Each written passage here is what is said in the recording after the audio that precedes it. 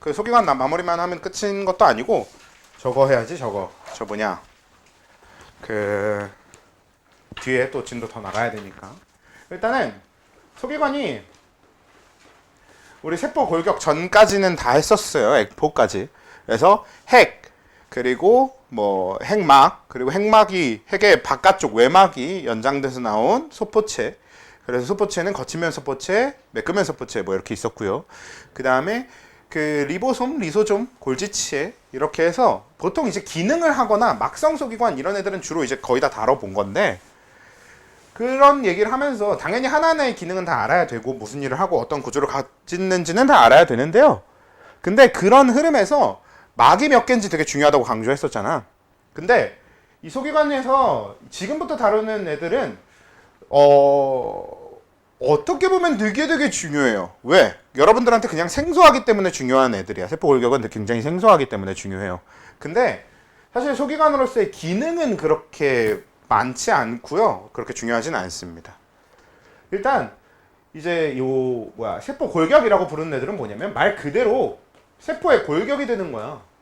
우리가 흔히 세포에 대해서 얘기할 때 핵을 이렇게 그리고, 만약에 소기관들을 다 표시할 거라면 핵이 이렇게 있고 핵의 두 번째 막이 이렇게 대충 이렇게 소포체로 이렇게 나와 있을 거고요. 그다음에 골지체가 이렇게 있을 거고, 똑같다야. 근데 좀 더 얇게 그렸어야 되는데 아무튼 이런 게 있을 거고, 옆에 미토콘드리아가 있을 거고, 미토콘드리아가 이렇게 있을 거고, 그 다음에 뭐 엽록체는 식물한테는 있을 건데 동물 세포 그린 거라고 치면 없을 거고, 그리고 뭐 리보솜들도 이렇게 막 있을 거고, 리소좀들도 이렇게 있을 거고, 막 하면서 이제 만들어져 있잖아, 세포가. 그렇죠? 근데 이 바탕이 되는 채워져 있는 걸 우리가 흔히 세포질이라고 해요. 세포질은 대부분 액체로 차 있습니다. 우리가 흔히 얘기하는 우리 생리식염수라고 부를 수도 있고요. 아니면 그냥 생체 용액, 혹은 우리 생명과학의 용어로 가장 좋은 적당한 용어는 등장액이라는 말이 제일 적당하거든요. 아무튼 그런 물로 이제 채워져 있을 건데, 어느 정도 농도를 가진 용액으로 채워져 있을 건데, 근데 이 세포질에 그냥 이 세포 소기관들이 떠다니는 구조는 아닙니다. 얘네들이 아무렇게나 떠다니면, 만약에 여러분들 뛰거나 이러면 세포 소기관들이 막 아무렇게나 움직여서 벽에 부딪히고 이럴 수도 있는 거잖아. 그러면 기능을 상실할 수도 있는 거고, 그렇죠. 그렇지 않아야 되니까 얘네들이 고정돼 있을 수 있도록 골격이 존재합니다. 그러니까 약간은 이 세포 안에 아주 얇은, 그러니까 거의 보이지도 않고, 보이지 않는 것뿐만 아니라 얘네들한테 거의 다른 이 소기관들의 작동에 직접적인 영향을 주지 않을 정도의 얇은 실이 쭉 깔려 있어서요. 그 실로 짜여져 있는 길을 따라서 얘네들이 고정돼 있고, 그리고 얘네들이 작동하다 보면 움직여야 되는 경우도 꽤 있단 말이야. 예를 들면 골지체가 분비소낭이라는 걸 만들어요. 물질을 분비할 때. 그러면 분비소낭은 골지체로부터 분리된 다음에 이동해서 세포막으로 가서 밖으로 물질을 분비해야 되거든. 우리가 그 예시를 봤던 가장 대표적인 게, 골지체까지는 안 나왔어도 물질을 분비하는 예시가 그 생원에서 신경전달 물질 분비하는 거 봤었잖아요. 그런 것처럼 이렇게 소기관들이 움직여야 될 일도 존재하는데, 심지어 그 움직이는 길의 역할까지도 다 만들어주는 게 세포골격이라고 하는 애의 기본적인 동물에서의 그 의미가 됩니다. 그래서 세포골격은 거기 여러분들 보시는 것처럼 크게 미세 섬유, 미세 소관, 너네 답지는 없구나. 답지가 내가 안 줬나? 그치? 답지를 안 주긴 했었던 것 같기도 하고.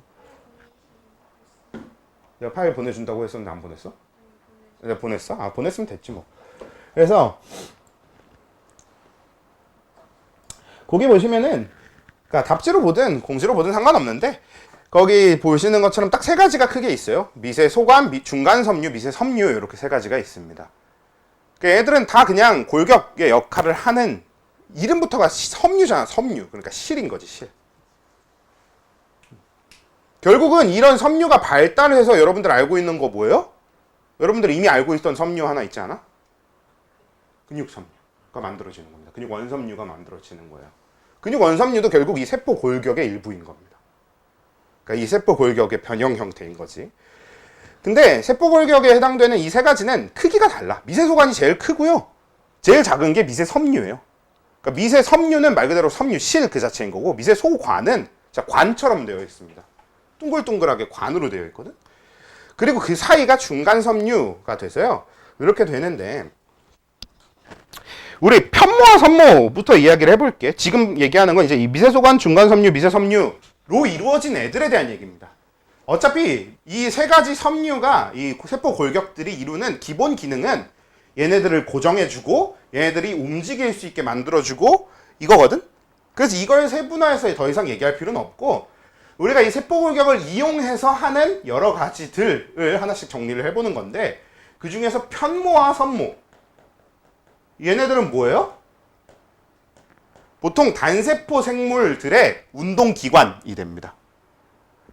그러니까 원래 사람은 다리를 이용해서 움직이죠. 그리고 사람뿐만 아니라 모든 동물은 다리를 이용해서 움직여요. 근데 다리라는 것 자체는 여러 개의 세포가 모인 기관이잖아. 엄청나게 많은 세포가 모인 기관인데 단세포 생물은 세포가 하나란 말이야. 근데 이 단세포 생물 중에서도 운동성을 갖는 애들이 있거든요. 그 운동성을 가지게 만드는 그 운동기관으로서의 역할을 하는 게 편모나 섬모. 물론 이 두 개 말고도 또 여러 가지 종류의 운동기관들은 있거든. 근데 그 중에서 세포 골격으로 되어 있는 게 딱 이 편모와 섬모예요. 편모 같은 경우는 꼬리고요. 섬모 같은 경우는 이렇게 털입니다. 그래서 섬모는 진짜 이 세포 주변에 막 털이 나 있어서 이 털이 막 움직여요. 그러면서 이 세포를 이동시키거든. 여러분들 이렇게 세포에 털 부승부승 난 거 본 적 있지 않아? 이렇게 생긴 단세포 생물? 벌레가 붙는데. 집신벌레. 그렇죠. 집신벌레. 집신벌레가 섬모를 이용해서 움직이는 가장 대표적인 그 단세포 생물이 됩니다. 그래서 집신벌레 움직이는 거 보면 진짜 그 집신벌레 주변에 있는 털들이 계속 조금씩 움직여갖고 약간 노젓듯이 계속 움직여서 얘네들 방향도 바꾸고 움직이고 해주는 거야. 그리고 편모 쪽은 좀 더 익숙하죠. 진짜 그냥 꼬리야. 그래서 꼬리로서 움직여요. 사실 편모를 갖고 있는 생물은 우리한테 익숙한 게 별로 많지 않은데 편모를 갖고 있는 세포는 알고 있는 게 있잖아요. 정작. 딱 그게 편모에 의한 겁니다. 근데 이 편모와 섬모가 뭘로 만들어진 거냐면 이 세포 골격들. 그 중에서도 미세 소관으로 되어 있습니다. 그러니까 미세 섬유나 중간 섬유는 너무 작아서 걔네들은 운동기관으로 쓸 수는 없고요. 그래도 운동기관으로 쓰려면 좀 튼튼해야 될 거 아니야. 그래서 좀 더 굵은 미세 소관을 이용해요. 그리고 또 미세 소관으로 되어 있는 게 밑에 중심체라고 하는 애까지도 연결이 돼요. 얘도 이제 이 두 가지가 다 미세 소관으로 되어 있습니다. 중심체 혹시 기억해?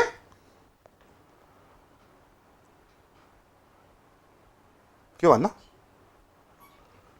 중심체에서 우리 중심체가 언제 나왔었냐면 한 번 설명했었는데 그리고 원래 교과서에도 이제 내용이 있었으니까 여러분들이 그때는 배웠을 텐데 기억이 안 날 거예요. 왜? 유전 세포 분열은 문제 푸느라 바빠서 개념적인 게 오래 기억에 남지 않으니까.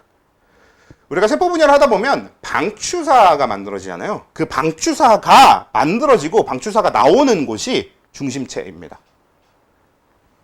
중심체는 보면 보통 그 추러스처럼 생긴 게 그냥 막대기로 할게요. 전 추러스를 그릴 줄 모릅니다. 그래서 막대기로 그릴게요 그냥. 그러니까 이렇게 됐는데 얘가 진짜 추러스처럼 생겼어요. 여러분 추러스 단면 어떻게 생겼는지 알지? 딱 그렇게 생겼거든. 그런 추러스 막대기 짧은 게 이렇게 두 개가 이렇게 같이 있는 요게 중심체라고 불러요. 보통 이 추러스 하나는 중심립이라고 부르고요. 중심립 두 개가 이렇게 같이 있는 구조가 중심체가 됩니다. 그리고 얘 자체가 미세 소관으로 되어 있는 미세 소관 덩어리거든요. 근데 얘네들이 그 미세 소관을 계속 복제를 해서 미세 소관을 늘려가요. 그럼 그게 우리가 알고 있는 방추사가 되는 겁니다. 결국 방추사도 세포 밖에서 세포를 움직이는 이 편모와 섬모랑은 다르지만 세포 안에서 이 염색체들을 움직이는 운동기관 정도는 되잖아. 밧줄의 역할은 해야 되잖아. 그래서 얘도 너무 얇은 중간섬유나 미세섬유는 못 쓰고요. 좀 두꺼운 미세 소관을 이용하게 되는 거지. 그렇게 돼서 만들어지는 게 중심체가 돼요. 그래서 거기 있는 걸로 정리를 해보면 편모와 섬모, 미세소관으로 이루어진 세포의 운동기관이다. 중심체는 중심립 두 개가 직각으로 배열되어 있는데 중심립은 미세소관으로 이루어져 있다. 세포 분열 시 방추사를 만든다. 여기서 근데 직각은 빼세요. 사실 진짜 정확하게 직각은 아닙니다. 괜히 그러니까 사실 저게 그렇게 크게 중요하지 않은 표현이긴 한데 괜히 있으면 헷갈릴까 집착할까봐 저게 집착하실까봐 일단 그냥 빼버려도 상관없는 표현입니다.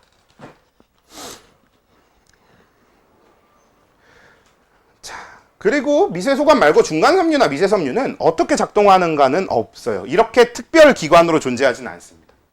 그냥 중간섬유랑 미세섬유는 이제 딱 이 안에서 얘네들을 고정하고 이동해주는 역할만 한다고 보시면 되고요. 물론 당연히 중간섬유랑 미세섬유도 얘기할 게 엄청나게 많이 있는 애들이거든요. 그건 여러분들이 대학교를 가서나 배울 내용에 해당돼서요. 네. 그래서 우리는 딱 여기까지만 알면 되는데, 단 이 편모-선모 구조랑 중심체랑 둘 다 미세소관으로 되어 있긴 한데 배치 구조가 다릅니다.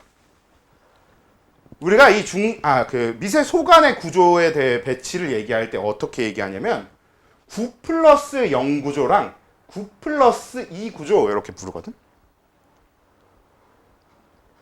9+0 구조라고 하는 건 뭐냐면요. 미세소관이 하나의 관이야. 진짜 가운데 구멍이 뚫려 있는 관이거든요. 근데 이 미세소관이 3개씩 이렇게 겹쳐져 있습니다. 그래서 요렇게 되어 있어. 그러니까 파이프가 3개 이렇게 그냥 딱딱딱 3개 같이 묶여 있는 느낌인 거지. 그게 9개가 있어. 그럼 이걸 우리가 9+0 구조라고 부르고요. 9+2 구조는 뭐냐면 미세소관이 2개 묶여 있는 게 있어요. 요 2개 묶여 있는 게 9개가 있고요. 얘랑 상관없이 별도의 미세소관이 2개가 추가로 있는 구조가 9+2 구조거든요. 그냥 이거는 미세소관이 어떻게 배열되어 있는가의 문제입니다. 근데 이 어떻게 배열되어 있는가가 얘네들이 어떻게 기능하는가로 연결이 되거든. 근데 외우셔야 돼요. 근데 전 까먹었습니다. 여러분들이 찾아서 외워주세요. 정확하게 둘 중에 누가 9+0이고 누가 9+2인지 사실 잘 기억이 안 나요. 그래서 이건 여러분들이 나중에 확인을 좀 해주실 필요가 있는데, 그냥 보면 얘는 제일 좋은 게 여러분 완자 한번 확인해 보세요. 그래서 그림을 딱 어차피 보는 게 가장 정확합니다. 그냥 그림 한번 보면 얘가 왜 9+0 구조라고 부르는구나, 얘가 왜 9+2 구조라고 부르는구나 가 정확하게 묶음 9개로 딱 끝나는 게 9+0이고, 묶음 9개에다가 뭔가 2개가 따로 있는 게 9+2 구조, 이렇게 딱 눈에 보일 거예요. 그래서 그거는 이제 나중에 한번 확인해 보시고요. 자, 그 다음 세포벽은 다른 건 별거 없으니까 세포벽은 그냥 일단 쭉 정리를 해보면, 세포벽은 전투가성막. 우리 세포막과 세포벽의 가장 다른 점이 이거죠.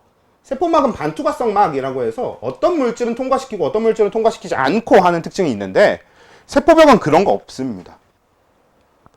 그냥 물질의 크기가 너무 크지만 않으면 다 통과시켜. 그래서 세포벽은 전투가성막인데 세포의 형태를 유지하고 세포막을 보호한다. 그러니까 이후엔 2가지 중요한 포인트가 있어요. 첫 번째가 전투가성막이니까 얘는 그냥 세포의 형태 유지, 이게 핵심 기능인 거예요. 세포가 부서지지 않게, 세포가 골격이 어느 정도 세포 밖에서의 골격을 잡아주는 역할, 이런 역할이 되는 게 세포벽인 거죠. 근데 뒤에 하나 더 되게 중요한 말인 게, 세포막을 보호한다, 이 말이 없네요. 세포막을 보호한다가 아니라 그냥 세포를 보호한다네요. 세포막을 보호한다라고 적을 걸. 되게 좋은 말인 것 같은데. 아무튼 일단 그냥 쓰다 갈게요. 그렇게 잡고요. 여러분, 근데 세포막을 보호한다라는 말을 내가 왜 굳이 하려고 했었냐면, 그게 더 좋아 보였던 거냐면, 세포막은 모든 세포한테 당연히 다 있어야 돼요. 세포벽이 있다고 해서 세포막이 없는 거 아닙니다. 자, 근데 식물의 세포벽은 비교적 이게 되게 중요한데, 식물 세포벽이 2겹으로 되어 있어요. 세포벽을 보면 바깥쪽에 아주 얇고 짙은 색깔을 띠는 벽이 하나 있고요. 그 안쪽으로 굉장히 두껍고 좀 연한 색깔을 띠는 세포벽이 있어요. 물론 얘네들이 그냥 착 붙어 있기 때문에 그냥 약간 뭐라고 해야 되냐, 오겹살처럼 돼지 껍데기랑 돼지 비계 이렇게 그냥 보일 수도 있거든요. 근데 실제로는 둘이 이제 분리되는 거잖아. 우리도 그거 방금 분리해서 불렀잖아. 껍데기랑 비계. 그러니까 그게 붙어 있는 것 뿐이지. 그래서 이 2개가 따로 있는데, 이 중에서 이 바깥쪽 얇은 막이 1차 세포벽이고요. 이 안쪽 두꺼운 막이 2차 세포벽, 이렇게 불러. 얘를 1차, 2차를 분류하는 이유가 이 순서대로 만들어집니다. 여러분 혹시 그거 기억해? 동물 세포의 세포질 분열은 세포질 만입 이렇게 불렀었고요. 어떻게 되는 거였냐면 동물 세포가 세포 분열할 때 밖에서부터 이렇게 쪼여져 갖고 안쪽으로 이렇게 오다가 딱 잘라지는 거였잖아요. 근데 식물 세포의 세포질 분열 세포질 분열 방법은 세포판 형성이라고 불렀거든요. 이게 세포 두 개 사이에 세포판이 만들어지는 그 세포판이 1차 세포벽이에요. 그래서 1차 세포벽이 먼저 만들어집니다. 항상. 그래서 먼저 만들어지고 2차 세포벽은 이제 그 뒤에 채워지는 느낌으로 벽이 두꺼워지는 느낌으로 이렇게 만들어지는 거지. 그렇죠? 그렇게 되는 거고, 요거랑 관련해서 그 밑에 원핵세포, 진핵세포 정리하기 전에 하나 좀 정리하고 갔으면 좋겠는 게 있어요. 뭐냐면 세포벽을 한번 쭉 다 정리하고 갑시다. 자, 세포벽은 우리 생물의 분류를 보면요. 우리가 생물을 분류할 때 분류군을 보면 가장 하등한 생물로 볼 수 있는 게 우리 혹시 너네 3년 6개월 배웠냐? 3년 6개월 안 배우지? 안 배우지 아예. 그러니까 교육과정상에 한 번도 등장한 적이 없지. 처음 듣는 표현 아니야? 들어본 적 있어? 처음 듣는 표현일 거야. 아니 안 배웠는지 그냥 그게 궁금해서. 이게 생물을 분류할 때 물론 요즘 이 분류학이라는 학문 자체가 거의 사장되긴 했어요.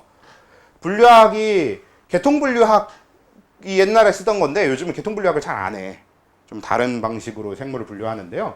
근데 아무튼 그래도 계통분류학 자체가 의미가 없어진 건 아니라서 계통분류학 얘기를 해보면 가장 먼저 우리가 분화됐고 가장 옛날부터 있었다고 보는 게 고세균입니다. 고세균역에 등장하는 고세균역에 고세균계가 있어요. 얘는 일단 패스. 왜냐면 얘는 그냥 너무 특이한 애들이라서 굉장히 이상한 특징을 갖고 있어요. 근데 우리가 지금 얘네들을 메인으로 다룰 게 아니니까 패스를 하는데 간단하게 그냥 어떤 애들이 있는지만 얘기해보면 얘네들 막 호염균 뭐 이런 거 있어요. 극호염균 뭐 이런 애들. 염산에서 삽니다. 그리고 막 극호열균 뭐 이런 애들이 있어요. 이런 애들 막 화산, 용암 이런 데서도 살아요. 막 그런 굉장히 특이한 이상한 애들이 있는데 고세균역은 일단 빼고 고세균역에서 조금 더 진화했고 조금 더 나중에 분류가 됐고 그래서 고세균역보단 조금 더 진화된 걸로 보는 애들이 진정세균계입니다. 진정세균역의 진정세균계예요. 이게 원래 생투 5단원, 4단원, 생투 4단원의 내용이에요. 5단원의 내용이에요. 생투 5단원의 내용인데 여러분들이 생투 5단원은 안 할 거니까 그래서 간단하게 그냥 여기 필요한 것만 살짝 그냥 재미로 보면 이 진정세균역에 진정세균계가 있는데 이게 우리가 알고 있는 세균입니다. 요건 그냥 우리 알고 있는 그 세균 전부예요. 그리고 이제 세 번째 여기 원생생물역이거든요.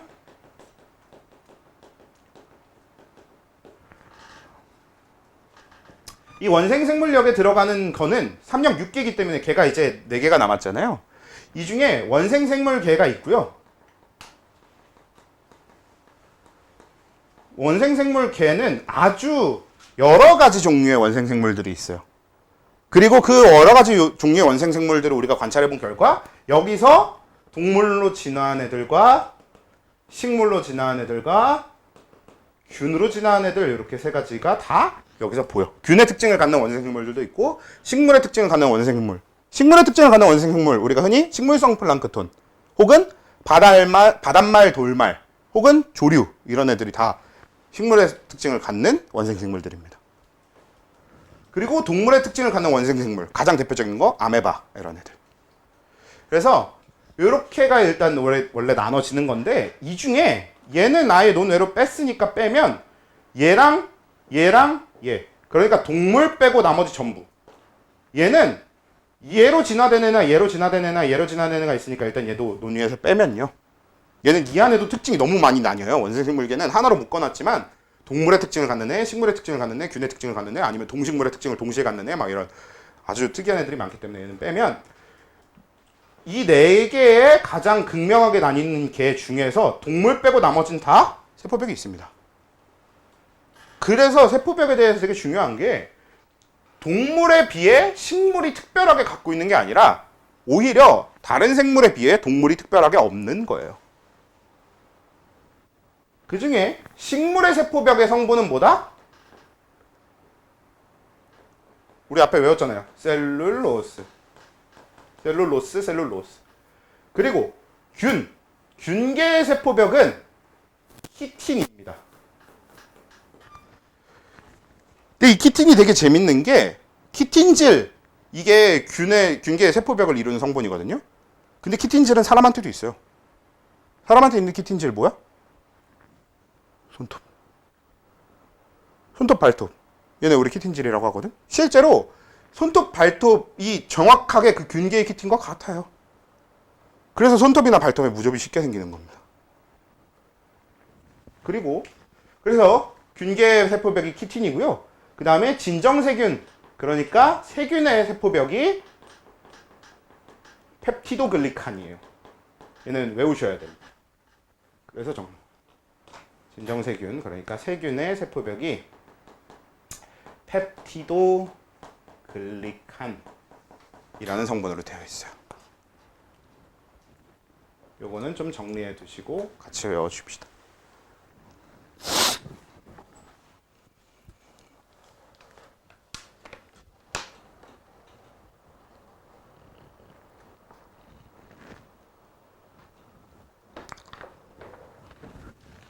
됐죠? 자, 그럼 이제 밑에 유전 물질 보시면요. 원핵생물, 진핵세포 분류로 내려가 시간 네, 됐어. 그럼 밑에 거 정리를 해볼게. 자, 우리 원핵세포, 진핵세포 나눌 때 일단 우리가 이미 해서 나누기 편한 거, 이미 우리가 한 번씩은 다뤄본 적이 있는 건 빨리 해볼게. 일단 원핵세포하고 진핵세포의 가장 핵심 차이는 맨 뒤에 있는 막성소기관입니다. 원핵세포는 막성소기관이 없고요. 진핵세포는 막성소기관이 있어요. 이게 가장 핵심적인 차이거든? 그럼 그걸로 바로 떠올릴 수 있는 게 두 번째 칸에 있는 거예요. 핵막. 막성소기관이 원핵한테는 없고 진핵한테는 있으니까 핵막도 원핵한테는 없고 진핵한테는 있겠죠. 그거랑 또 바로 연결해서 보면 좋은 게 리보솜입니다. 자, 리보솜은 막성소기관이에요, 아니에요? 막이 있다 그랬어, 없다 그랬어? 없다 그랬거든요. 여러분 쪽지 시험 봤잖아. 리보솜은 막이 없어요. 막성소기관이 아닙니다. 그러면 리보솜이 막성소기관이 아니기 때문에 원핵세포한테 있게 없게? 있습니다. 그래서 리보솜은 원핵하고 진핵한테 모두 다 있어요. 이게 되게 중요해. 리보솜이 막성소기관이 아니기 때문에 원핵세포가 가질 수 있는 거야. 그리고 이게 우리 전에 이미 다뤄본 내용이잖아. 뭐야? 이게 엽록체나 미토콘드리아가 독자적인 리보솜을 갖는 이유가 되겠죠. 그리고 그게 그 세포 내 공생설의 증거가 되는 이유겠지. 그리고 세포벽은 원핵세포는 다 있어요. 그래서 없는 애들이 있거든? 자, 여기 아까 우리 나눠본 것 중에서 어머나 세상에 지워버렸네. 딱 나눴을 때 얘네가 원핵생물이고요. 원핵세포고 이 위에 들어가는 얘네들이 진핵세포예요.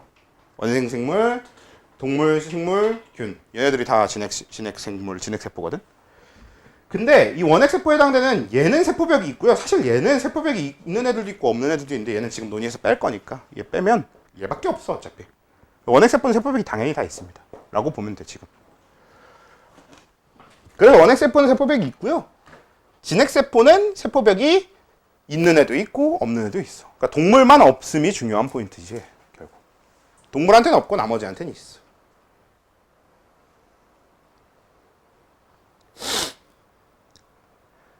그럼 맨 앞칸 유전물질, 이게 되게 중요한데 동물, 식물을 포함한 진핵세포의 DNA는 선형 DNA입니다. 우리가 알고 있는 이중나선 구조로 되어 있는 DNA. 이런 걸 우리가 이제 선형 DNA라고 해요. 왜냐면 이중나선이니까 나선형 아닙니까? 맞긴 한데 이걸 그냥 우리가 선형이라고 표현할 수 있는 이유가 원핵 생물은 DNA가 동그랗게 되어 있어요. 원형 DNA로 되어 있습니다.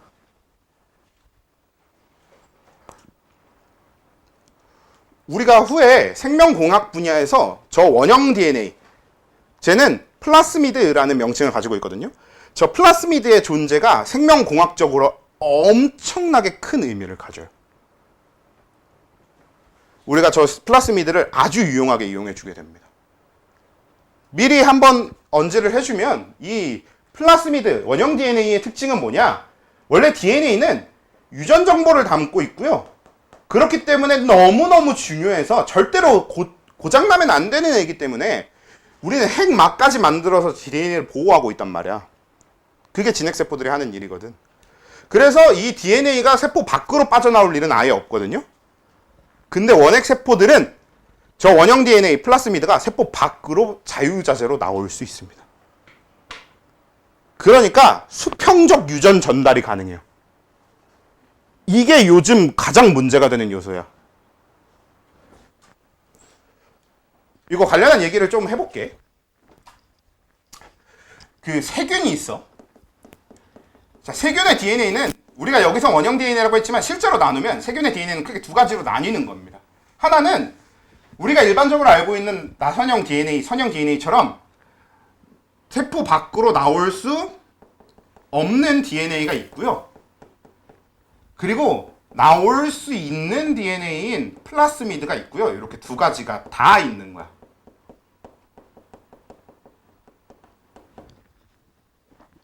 이 중에서 얘가 세균일 수 있게 필요한 필수 유전자는 당연히 여기다 들어있습니다. 그리고 얘는 뭐냐면 추가 기능을 담아두는 그런 곳이거든요. 약간 외장 하드의 개념인 거지. 그리고 저 플라스미드에서 주로 이 플라스미드 유전자에 들어가는 정보가 주로 뭐냐면 항생제 저항성이에요. 저 플라스미드가 주로 갖는 정보가 항생제 저항성. 그게 가장 대표적인 정보들이거든. 그러면 우리는 흔히 항생제 내성, 지금 그거 알아? 미국에서 항생제 내성 세균이 되게 문제가 되고 있는 거 알아요? 원래라면 그냥 쉽게 치료가 되고 하나도 문제가 되지 않는 세균성 질병이었는데 그 세균성 질병 때문에 올해 죽은 사람, 작년 한 해인가 올해 죽은 사람만 해도 막 수천 명이 된다고 해요. 원래 사람 한 명도 죽을 이유가 없었던 병인데.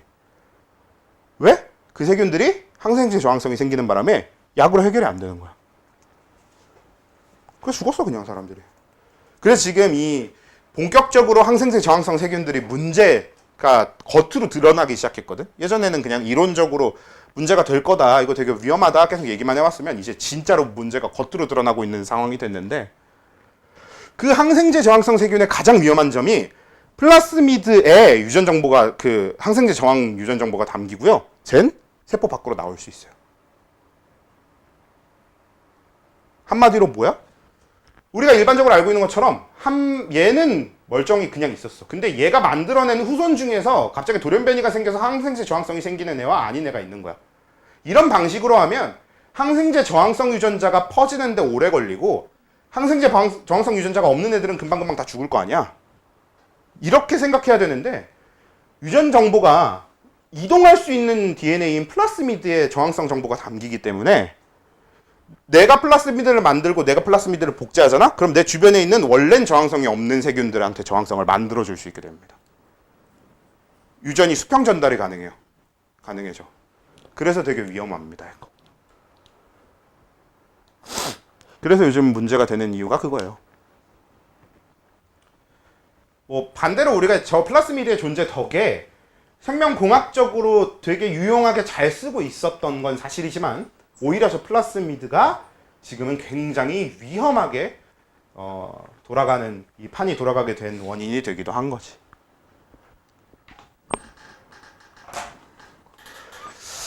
일단은 그래서 이렇게 해결을 하면 되겠고, 이제 뒤에 내용으로 넘어갈 건데,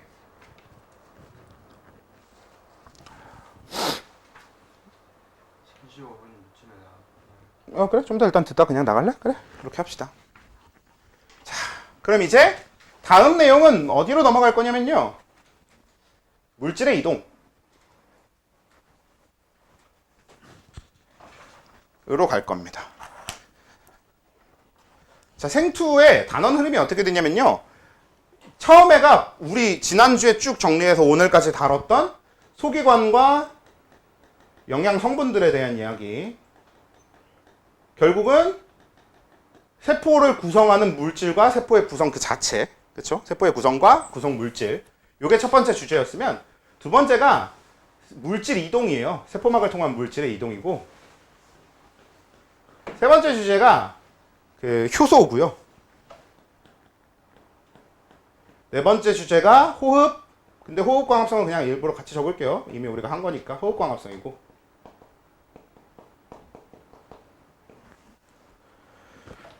요 뒤에가 여기 유전이 있고 유전 다음에 분류가 있고 분류 다음에 생명공학이 있는 이런 구조로 되어 있습니다. 우리가 여기서 이건 했고 이건 안 할 거고 이걸 했어요. 그래서 요거 남았는데 일단 이제 오늘 요거를 할 거고요. 요거는 여기까지가 대부분의 학교의 시험 범위이기 때문에 요건 필요할 것 같은 학교만 할 것 같은데요. 광명은 안 해도 될 거예요. 만약을 위해서 뭐 내용을 들어주는 정도면 충분할 겁니다. 소화는 그냥 무조건 안 해도 될 거예요. 그냥 들어둘 이유도 없을 겁니다. 딱 그렇게 생각하시면 돼요. 사실 얘네들은 이제 붓고 때문에 수업을 하긴 할 거란 말이야. 그때 그냥 광명고는 같이 들을 수 있게 하면 좋을 것 같아요. 그리고 생명공학 이거는 어차피 이걸 안 듣고 이걸 할 수가 없거든요. 유도는 같은 묶음이야. 같이 묶음이라서 그렇게 됩니다. 뭐 물론 이제 여긴 광문이 없으니까 광문은 이걸 안 하고 이거는 하기도 하는데 아무튼 그래서 우리가 일단 메인으로 해야 되는 내용은 이쪽이거든. 그 중에 이 두 개는 했으니까 물질 이동 이제 이걸 해보겠다는 거죠.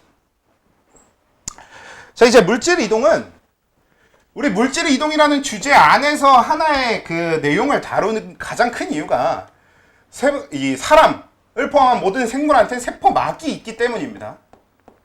왜? 세포막은 뭐예요? 방금 전에 한번 얘기했다시피 반투과성 막이죠. 그러니까 세포막 자체가 어떤 물질은 통과시키고 어떤 물질은 통과시키지 않는 기본 성질을 가지고 있고요. 그것 때문에 이 세포막을 기준으로 세포막 안팎으로 물질이 이동하는 이 과정 자체가 굉장히 복잡해질 수밖에 없게 만들어. 그래서 이 세포막을 통한 물질의 이동이라고 하는 주제는 중요해지는데 일단 크게 둘로 나누면 세포막의 구조는 우리 지난주에 간단하게 했죠. 인지질 이중막으로 되어 있다. 그쵸? 그 인지질 이중막하고 우리 포화지방산 불포화지방산 얘기도 했었는데 그치? 포화지방산의 비율이 늘어나면 어떻게 되고 불포화지방산의 비율이 늘어나면 어떻게 되고 유동 모자이크막이 어쩌고 다 했었죠. 그러니까 그런 얘기들은 했었던 이야기니까 세포막의 구조를 지금 다시 설명할 이유는 없을 것 같고요. 여기서 세포막을 통한 물질의 이동은 크게 두 가지로 나눠서 수동수송과 능동수송 이렇게 둘로 나뉩니다. 진짜로 영어로 액티브 트랜스포테이션하고 패시브 트랜스포테이션 맞아요. 이렇게 나뉩니다. 그냥 직역해 놓은 거예요. 수동수송, 능동수송 이렇게. 자, 이 중에 수동수송보단 원래 교육과정상으로 얘가 앞이긴 한데 능동수송이 훨씬 이야기가 빨리 짧게 끝나거든요. 요거 먼저 해볼게요. 자, 수동수송하고 능동수송의 기본적인 가장 핵심적인 차이는 뭐다? 에너지 소모 여부예요. 능동수송은 에너지 소모를 하는 모든 수송 전반을 얘기하는 거고요. 수동수송은 에너지 소모 없이 일어나는 수송을 얘기합니다. 즉, 수동수송은 약간 자연적인 그냥 화학 현상을 우리가 이용한다에 가깝고 능동수송은 억지로 우리가 물질이 이동하게 만들기 위해서 뭔가를 해주는 게 필요한 게 능동수송이지. 근데 능동수송의 가장 대표적인 게 뭐야? 능동수송입니다. 여러분들이 알고 있는 그 능동수송. 뭐 나트륨 칼륨 펌프 같은. 혹은 우리 이미 호흡광합성 하고 왔잖아. 뭐도 있어? 수소이온 펌프도 있었죠. 수소이온을 내보내고 안으로 가져오고 이런 거. 그래서 쟤를 ATP 소모라고 하면 안 돼 이제. 왜? 우리가 이미 배웠거든. ATP를 소모하지 않고 다른 에너지를 소모하고 능동수송하는 걸 봤잖아. 전자전달계에 있는 애들은 뭐예요? 전자가 가진 에너지를 이용해서 능동수송했었잖아. ATP 이용한 거 아니거든. 오히려 전자가 가진 이 에너지를 이용해서 능동수송을 한 다음에 그 능동수송 때문에 생긴 농도기울기로 뭘 해요? 그걸로 ATP를 합성을 하죠. ATP를 쓰는 게 아니라. 그래서 능동수송을 앞으로 이제 우리 생투 이후의 내용에서 여러분들이 능동수송에서 얘기할 때는 ATP를 쓴다 보다는 에너지를 쓴다가 더 맞는 말이 돼야 돼요. ATP를 쓰지 않는 경우가 되게 많아. 그리고 능동수송은 더 이상 설명할 이유가 뭐 거의 없는데, 설명할 게 거의 없는데, 그래도 용어 정리만 해보면 능동수송의 전제로 꼭 필요한 건 운반체 단백질이라고 하는 애예요.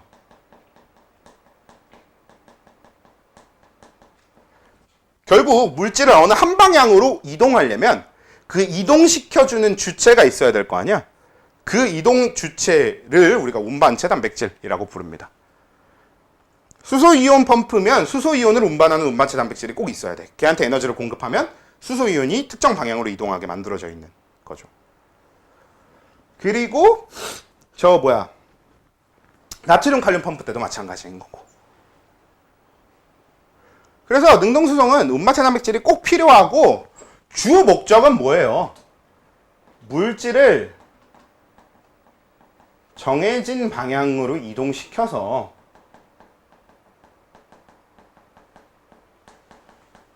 그래서 뭘 만드는 것 자체가 목적이에요? 농도기울기를 만드는 게 목적입니다. 우리 나트륨 칼륨 펌프 때는 어땠어? 나트륨이 바깥에 많게 만들고 칼륨이 안에 많게 만들어서 그 나트륨이 탈분극된 들어오게 재분극된 나가게 해서 이 전위를 조절하는 데 사용된 거잖아. 그리고 우리 최근에 배운 수소 이온 펌프들은 어떻게 되는 거야?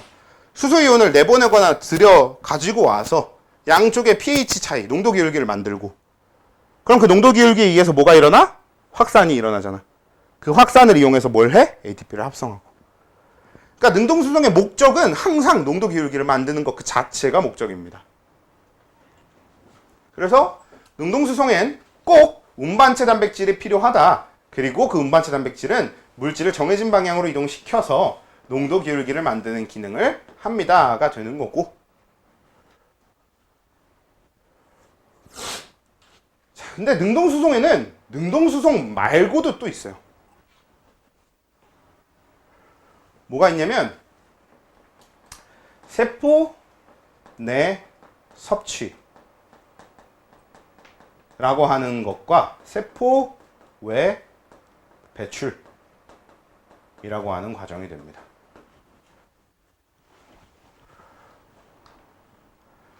자, 세포 외 배출 뭐냐?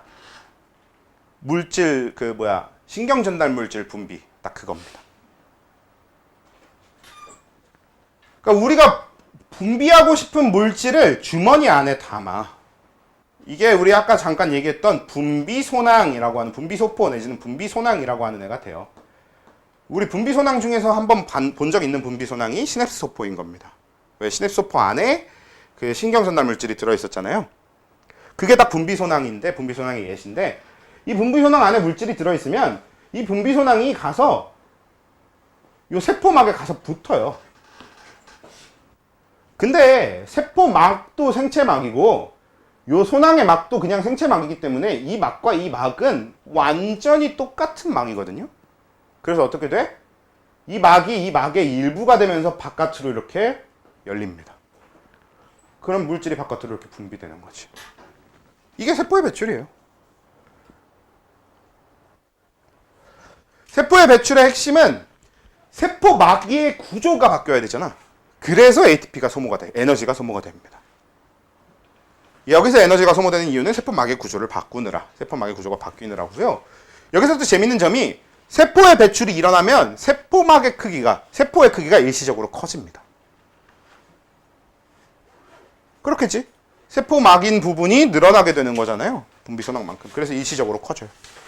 근데 왜 일시적으로 커진다고 하냐면 전체적으로 우리가 결국 세포 크기를 조절하기 위해서 조절도 하고요. 그리고 세포에 배출을 하면 세포 내 섭취를 통해서 자, 이 세포 내 섭취는 정확하게 지금 일어난 일이 반대로 일어나면 돼요. 그러니까 얘는 안에 있던 주머니를 세포막이랑 합쳐서 바깥으로 물질을 분비하고 이 막이 세포막의 일부가 되는 거잖아. 반대로 세포 내 섭취는 바깥에 있는 물질이 와서 붙으면 걔를 이렇게 주머니 안에다 이렇게 집어넣어. 세포막의 안쪽으로 움푹 들어가면서 안으로 집어넣어. 그 다음에 여기 세포막을 닫아버립니다. 그러면 이제 이 바깥에서 가져온 이 물질이 뭐가 돼? 세포막 안에, 요 생체막 안에 둘러싸인 상태로 몸 안으로 가져오게 되겠죠. 몸 안에 들어오게 되겠지. 이렇게 만들어지는 게 세포 내 섭취가 됩니다. 세포 내 섭취와 세포의 배출은 정확하게 그 반대 방향으로의 과정이 되는 거지.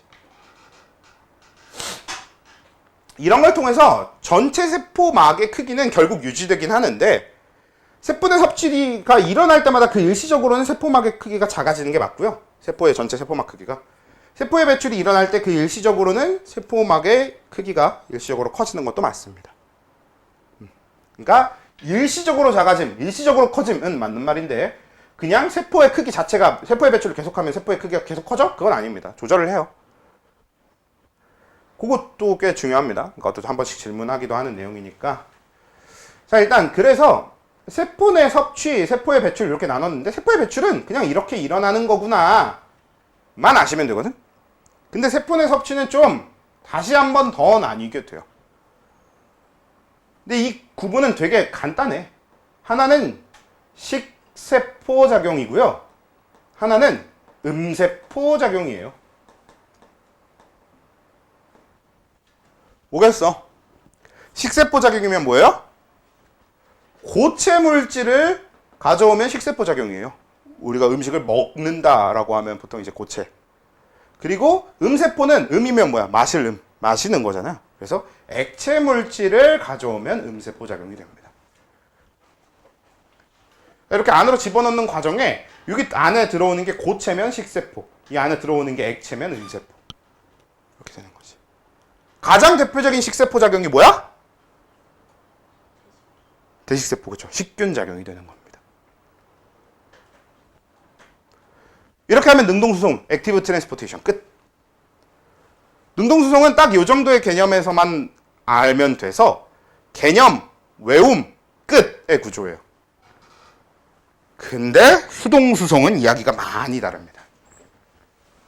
얘는 개념이 조금 더 복잡하고 생각해야 되는 응용 여지가 있는 내용도 있어서요. 해볼게. 화학 하시는 두 분한테는 좋은 거 맞나? 여기서 이제 수동수송을 설명하면서 삼투압이 다시 나올 거고 판투브 법칙이 다시 나올 거고 여러분들은 판투브 법칙을 두 군데서 다 하게 됩니다.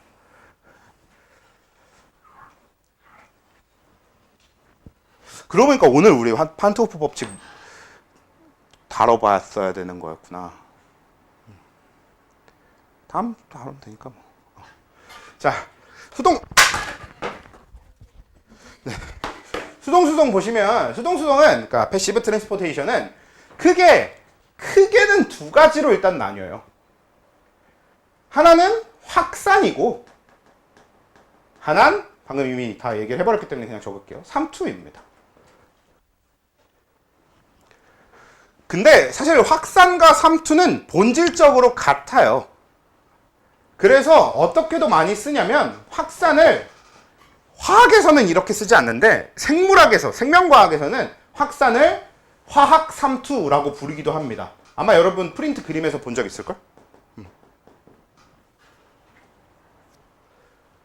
자, 근데 어쨌든 확산이랑 삼투는 본질적으로는 같지만 일단은 구분해서 적어두면요. 확산은 항상 뭐 어떤 전제 조건을 갖고 있어요? 고농도에서 저농도로 물질이 이동하는 현상입니다. 근데 이 고농도에서 저농도로 물질이 이동하는 현상은 너무 당연하단 말이야. 그냥 우리 자연 상태에서도 가장 흔하게 보이는 게 확산, 저 고농도에서 저농도로 물질이 이동하는 확산이잖아요. 그러니까 당연히 에너지 소모를 할 필요가 없지.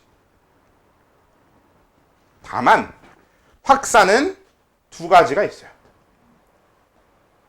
단순 확산하고, 그치? 요건 여러분들 했지 않나? 1학년 때 다루지 않았어요? 그 내용 그대로 다시 나옵니다. 그래서 빨리 정리해보면 단순확산은 뭐예요? 세포막의 인지질 부분, 인지질층을 직접적으로 통과하는 물질의 이동이거든? 근데 여러분, 인지질막을 통과하려면, 인지질층을 그대로 통과하려면 수용성 성분이게, 지용성 성분이게?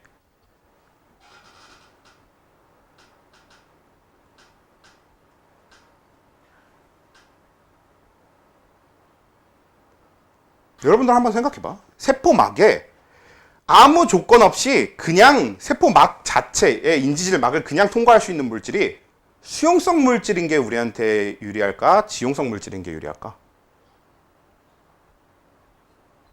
수용성 물질이라고 생각하면 그건 흡수만 생각하신 겁니다. 수용성 물질이 마음대로 나다닐 수 있으면 어떻게 돼? 나가는 것도 마음대로가 되잖아. 세포를 보호하는데 너무 불리해져요. 그래서 오히려 지용성 물질인 게 이득이고, 그래서 우리 세포막이 인지질로 되어 있어.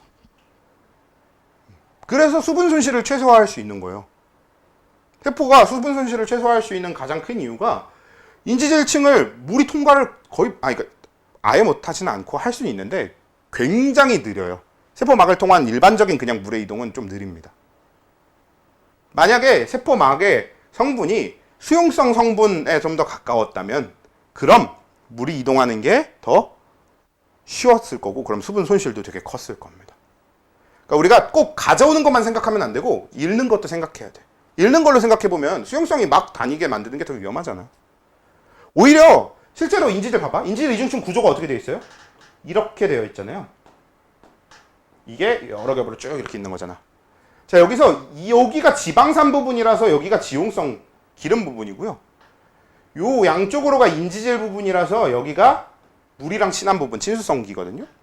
그래서 친수성은 막의 안팎에 붙잡아두는 걸 잘해요. 그러니까 우리 세포막이 잘하는 걸 얘기해보면 친수성 물질들은 붙잡아두는 걸 잘하고요. 지용성 물질들은 통과시키는 걸 잘합니다. 안쪽은 다 지용성으로 되어 있으니까. 화학적으로 표현해볼까요? 바깥쪽은 극성 분자로 되어 있어서 극성 물질들을 붙잡아두는 걸 잘하는 거고, 안쪽은 무극성 입자들로 되어 있어서 무극성 물질들을 통과시키는 걸 잘하는 거지. 그게 이제 요 세포막에 대한 여러분들이 필수적인 이해가 되는데, 그래서 단순 확산을 통해서 이동하는 물질들은 아주 충분히 작은 물질이거나, 사실 아주 충분히 작으면 수용성, 지용성 여부랑 상관없이 통과할 수 있긴 하거든요. 근데 그런 거는 신경 안 써도 돼요. 보통 그건 이미 물질이 아닙니다. 왜냐면 나트륨 이온만 해도 굉장히 작은 물질이거든? 원자 하나 크기니까. 근데 세포막 통과 못 하는데 뭐. 보통 세포막을 통과하려면 막 뮤온, 우리 중성미자, 막 이딴 것까지 가야 되니까요. 밀입자까지 가야 되니까 이거는 이제 말이 안 되는 말이라서 작은 건 패스하고요. 그냥 중요한 건 지용성, 소수성 물질들이 통과하는, 소수성 물질들이 이동하는 게 단순 확산이 됩니다. 자, 근데 촉진 확산은 그럼 소수성이 아닌 친수성 물질들이 막을 통과하려거나, 혹은 친수성이 아니고 소수성인데도 불구하고 촉진 확산을 해야 되는 경우도 있어요. 어떤 경우? 좀 크면. 만약에 덩치가 좀 큰 소수성 물질이야. 그러면 단순 확산으로 못 들어오잖아요. 그런 애들도 촉진 확산으로 하기도 하거든? 근데 일단 친수성만 할게. 왜냐면 큰 소수성 물질의 이동은 촉진 확산으로 이동하기도 하는데 이건 거의 없고요. 대부분 아까 봤던 식세포, 음세포 이쪽으로 넘어가는 경우가 더 많습니다.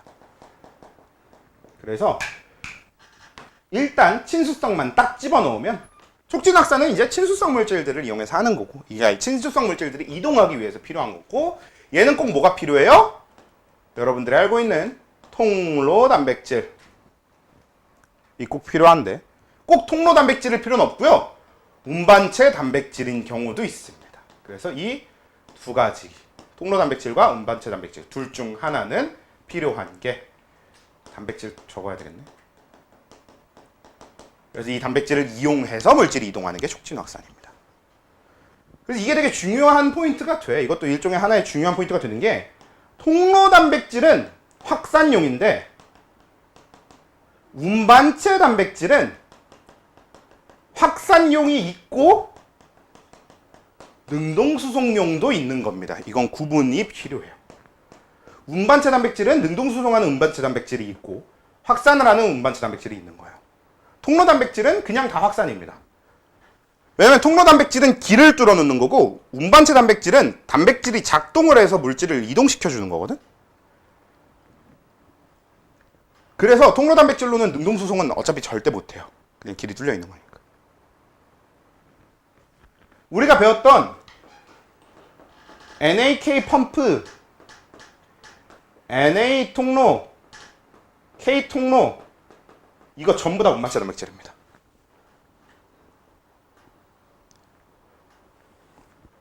근데 이 둘은 확산, 얘는 능동수송이잖아요.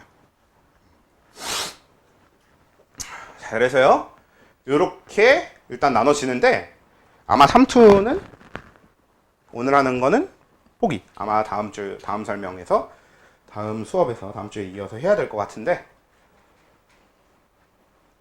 단순 확산하고 촉진 확산의 핵심적인 차이는 이겁니다.